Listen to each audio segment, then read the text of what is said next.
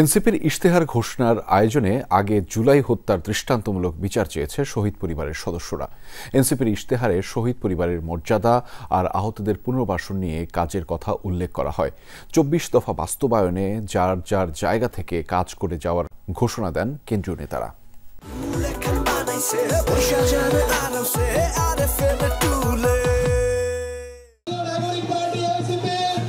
তাদের সন্তানদের রক্তের বিনিময়ে ২৪ পরবর্তী এই বাংলাদেশ।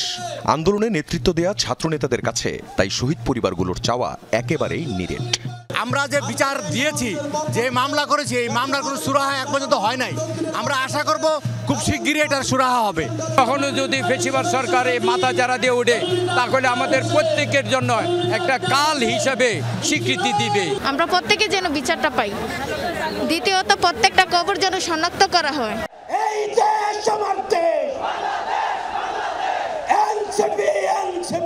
এনসিপির দেয়া নতুন বাংলাদেশের ইশতেহারের দ্বিতীয় দফাটি জুলাই অভ্যুত্থানের স্বীকৃতি আর গণহত্যার বিচার।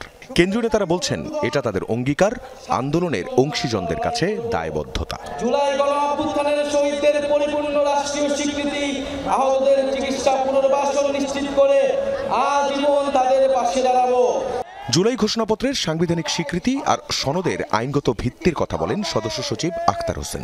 লিগ্যাল ফ্রেমওয়ার্ক অর্ডার করে এলএফও করে জুলাই সনদকে কার্যকর করতে হবে।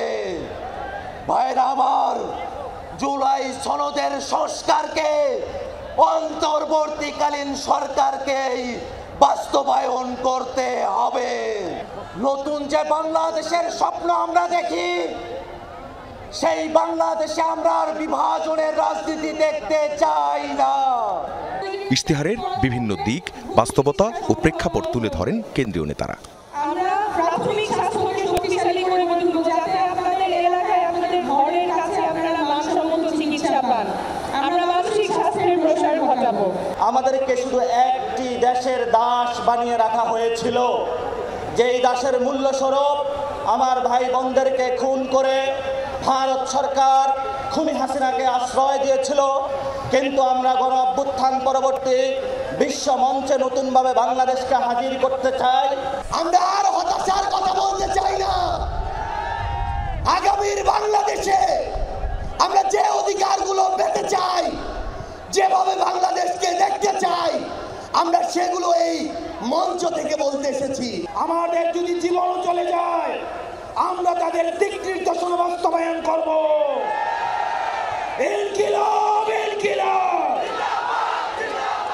জুলাই অভ্যুত্থান পরবর্তী বাংলাদেশে তরুণদের স্বপ্ন ভঙ্গ করা যাবে না বলেও হুঁশিয়ারি উচ্চারিত হয় শহীদ মিনারের এই মঞ্চ থেকে। এনসিপির একটা নেতা কর্মীর দিকে যদি কেউ চোখ তুলে তাকায়, আমরা তাকে রাজনৈতিকভাবে মোকাবেলা করব। আখলাকুস সাফা, যমুনা নিউজ, ঢাকা।